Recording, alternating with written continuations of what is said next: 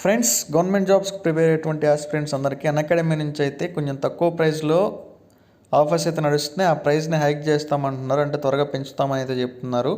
So అవైతే ఒకసారి జాగ్రత్తగా చూసుకొని అయితే మీరు ప్రిపేర్ అవ్వడానికి అయితే ట్రై చేయండి. ఇందులో మీకు ఫస్ట్ ఫ్రీ క్లాసెస్ అయితే అవైలబిలిటీలో ఉంటాయి. తర్వాత మీకు అవి నచ్చితే మీరు పెయిడ్ క్లాసెస్ సబ్స్క్రిప్షన్ అయితే తీసుకోవచ్చు. సో ఇందులో మీకు సాధన మినీ కోర్స్ క్లాసెస్ కానివ్వండి, ఇక్కడ వచ్చేసి మీకు బంపర్ ఆఫర్ కింద అయితే ఇస్తున్నారు. 12 months కనుక మీరు సబ్స్క్రిప్షన్ కనుక తీసుకున్నట్లయితే మీకు ఎక్స్ట్రా 3 months అనేటువంటిది అయితే వస్తుంది. తెలుగు ఎస్పీ అనేటువంటి మన రెఫరల్ కోడ్ని కనుక యూస్ చేస్తే మీకు 10% వెంటనే ఇన్స్టెంట్ డిస్కౌంట్ అనేది వస్తుంది. తర్వాత ఎకనామిక్ సర్వే కింద గ్రూప్ 1 గ్రూప్ 2 కింద ఎవ్రీడే 7 PM క్లాసెస్ అయితే వస్తాయి. తర్వాత ఎవ్రీడే 12 PM డిజాస్టర్ మేనేజ్మెంట్ మరియు సైన్స్ అండ్ టెక్నాలజీ కింద, తర్వాత డైలీ 9 PM వచ్చేసి మీకు అభ్యసన కింద వచ్చేసి స్కాలర్షిప్ టెస్ట్ అనేటువంటిది అయితే కండక్ట్ చేస్తారు. అందులో భాగంగా మీకు ఫస్ట్ ర్యాంక్ వచ్చినట్లయితే మీకు 1 month పెయిడ్ సబ్స్క్రిప్షన్ అనేటువంటిది అయితే ఇస్తారు. తర్వాత మీకు కంప్లీట్ సిలబస్ అనేటువంటిది అయితే కవర్ అవుతుంది. అన్లిమిటెడ్ PDF నోట్స్ అయితే వస్తుంది. తర్వాత మీకు టాప్ ఎడ్యుకేటర్స్ నుంచి డౌట్స్ క్లియరింగ్ సెక్షన్స్ అయితే ఉంటాయి. మీకు పేమెంట్ అనేటువంటిది అయితే ఈ విధంగా ఉంటుంది, మంత్కి ఎంత పే చేయాలి అనేటువంటి దాని గురించి. సో మీరైతే ఒకసారి చూసుకోండి.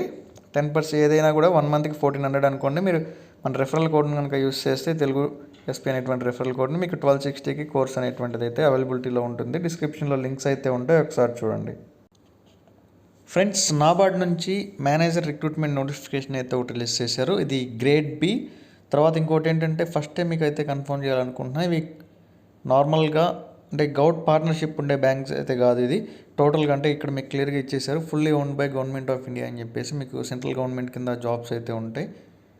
National bank for agriculture and rural development, NABARD అనేటువంటిది దీని యొక్క అబ్రివేషన్. సో మీరైతే గుర్తుపెట్టుకోండి. దీనికి అప్లై చేసుకోవడానికి లాస్ట్ డేట్ కనుక చూస్తున్నట్లయితే August 7th, 2021. 7th August 2021 దీనికి అప్లై చేసుకోవడానికి లాస్ట్ డేట్. మీరైతే ఆన్లైన్లోనే అయితే అప్లై చేసుకోవాల్సి ఉంటుంది. దీనికి సంబంధించి ఎగ్జామినేషన్ కనుక చూసుకున్నట్లయితే ఫేజ్ 1 అంటే ప్రిలిమినరీ ఎగ్జామినేషన్ ఎప్పుడు ఉండొచ్చు అంటే ఆగస్ట్ కానివ్వండి, అంటే ఆగస్ట్ ఎండింగ్లో కానివ్వండి, లేదా సెప్టెంబర్ ఫస్ట్ వీక్లో కానివ్వండి ఉండేటువంటి అవకాశం అయితే ఉంది. అంటే కన్ఫర్మ్ అయితే చెప్పలేదు. ఆగస్ట్ ఎండింగ్లో కానివ్వండి లేదా సెప్టెంబర్ ఫస్ట్ వీక్లో కానివ్వండి ఉండొచ్చు అని అయితే చెప్తున్నారు. ఇక్కడ వేకెన్సీస్ కనుక చూస్తే మీరు అన్రిజర్వ్డ్ కింద 3 వేకెన్సీలు, ఎస్సీ కింద 1 వేకెన్సీ, ఎస్టీకి అయితే ప్రజెంట్ వేకెన్సీస్ అయితే ఏం చూపించట్లేదు. అలాగే ఓబీసీ కనుక చూసుకున్నట్లయితే 2 వేకెన్సీలు, ఎకనామికల్లీ వీకర్ సెక్షన్ వారికి 1 వేకెన్సీ, పీడబ్ల్యూడి వాళ్ళకి వచ్చేసి 1 వేకెన్సీ అయితే టోటల్గా మొత్తం 7 వేకెన్సీస్ అయితే ఉన్నాయి. సో దీనికి ఎడ్యుకేషనల్ క్వాలిఫికేషన్ ఏంటి, ఎగ్జామినేషన్ అనేటువంటిది ఏ విధంగా ఉంటుంది అనే దాని గురించి ఇంకా ఫర్దర్గా ఉన్నటువంటి డీటెయిల్స్ అన్నీ కూడా మనం ఈ వీడియోలో అయితే చూద్దాం. ఎలిజిబిలిటీ క్రైటీరియా ఏజ్ కనుక చూసుకున్నట్లయితే మీకు ఎట్లా ఉండాలంటే మీకు 25 నుంచి 32 years మధ్యలో అయితే ఉండాలి. 25 years నుంచి 32 years మధ్యలో అయితే ఉండాలి.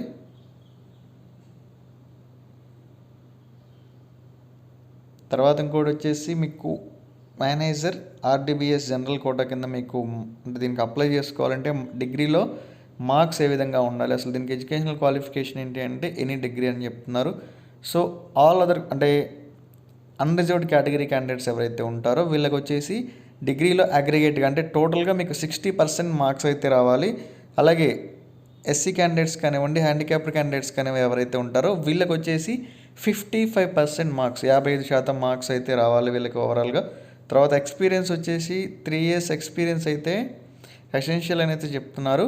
తర్వాత ఎస్సీ క్యాండిడేట్స్ కానివ్వండి, హ్యాండిక్యాప్డ్ క్యాండిడేట్స్ కానివ్వండి వీళ్ళకైతే 2 years ఎక్స్పీరియన్స్ అనేటువంటిది ఎసెన్షియల్లీ నీడెడ్ అని అయితే చెప్తున్నారు. సో దానికి సంబంధించి అప్లై చేసే ముందు ఒకసారి నోటిఫికేషన్ అనేటువంటిది అయితే క్లియర్గా చూసుకోండి. కొంతమందికి మీకు వచ్చినటువంటి పర్సంటేజ్ అయితే కొంచెం డిఫరెంట్గా కనిపిస్తుంది. అంటే మీరు ఏ విధంగా క్యాలిక్యులేట్ చేయాలి, సిజిపిఏలో కానివ్వండి, ఓజీపీఏలో కానివ్వండి, సిపిఐలో కానివ్వండి, మీకు వచ్చినటువంటి పర్సంటేజ్ని బేస్ చేసుకొని అగ్రిగేట్గా ఎంత మార్క్స్ వచ్చాయని చెప్పేసి.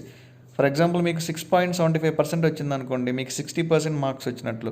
అది 6.25% వస్తే 55 మార్క్స్ వచ్చిన 55% ఏదైతే ఉంటుందో మార్క్స్ వచ్చినట్లు. అలాగే 5.75% కనుక మీకు వచ్చినట్లు ఉన్నట్లయితే 50% మార్క్స్ వచ్చినట్లు. అలాగే 5.25 మార్క్స్ కనుక మీకు వస్తే సెకండ్ క్లాస్లో 45% మార్క్స్ వచ్చినట్లు. అంటే 6.75 ఉంటే మీకు ఫస్ట్ క్లాస్లో కనుక మార్క్స్ వచ్చినట్లయితే కన్సిడర్ అయితే చేయొచ్చు.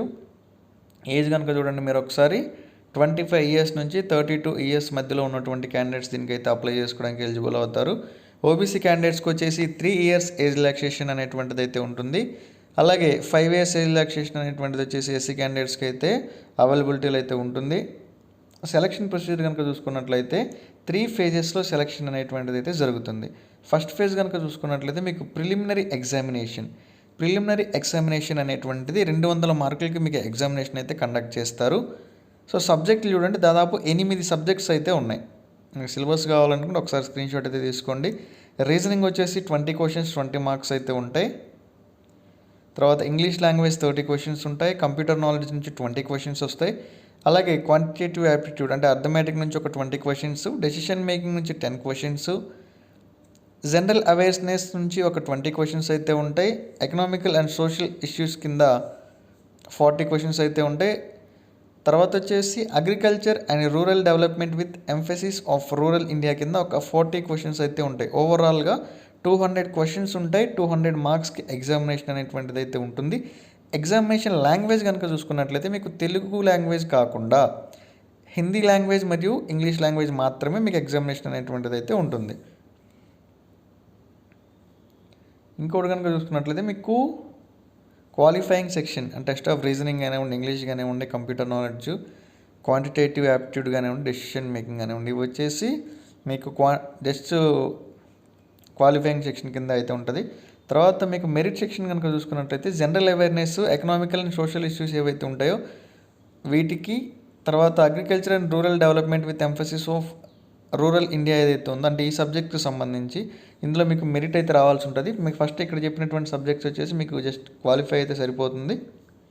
తర్వాత మెయిన్స్ ఎగ్జామినేషన్ కూడా అయితే మీకు అయితే కండక్ట్ చేస్తారు. మెయిన్స్ ఎగ్జామినేషన్ అయితే 2 రకాలుగా కండక్ట్ చేస్తారు, పేపర్ 1 అండ్ పేపర్ 2. పేపర్ 1 వచ్చేసి ఆన్లైన్ డిస్క్రిప్టివ్ ఎగ్జామినేషన్. అది 3 క్వశ్చన్స్ అయితే ఉంటాయి. 100 మార్క్స్కి ఎగ్జామినేషన్ అయితే ఉంటుంది.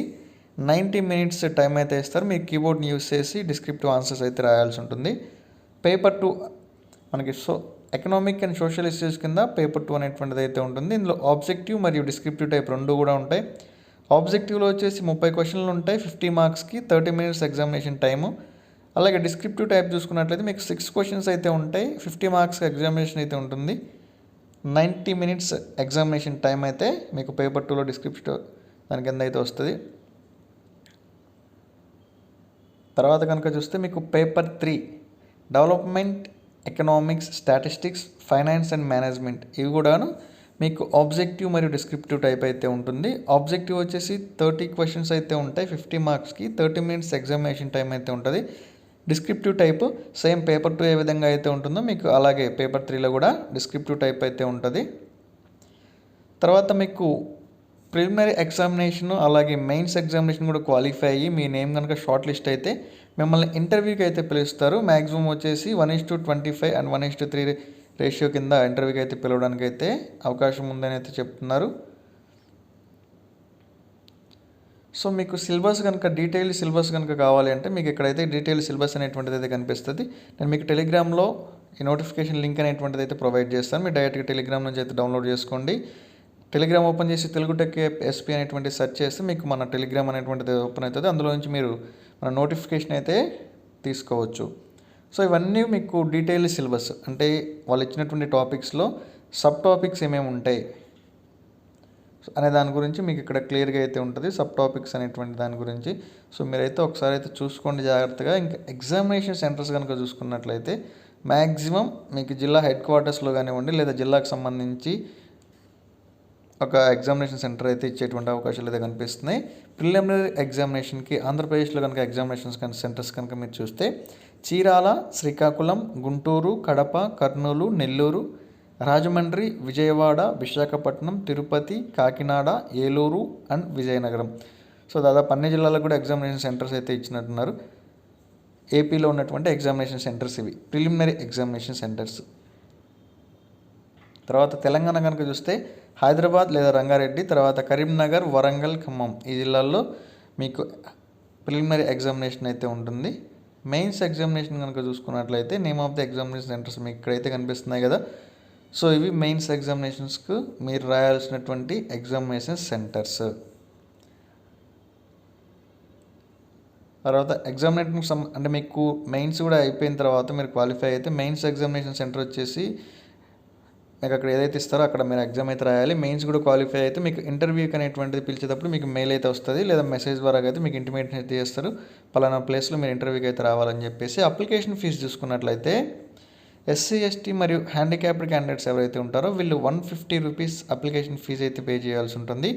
అలాగే remaining all other category candidates ఇంకెవరున్నా కూడాను 900 రూపాయల అప్లికేషన్ ఫీజు అయితే పే చేయాలి. 900 రూపాయల అప్లికేషన్ ఫీజు.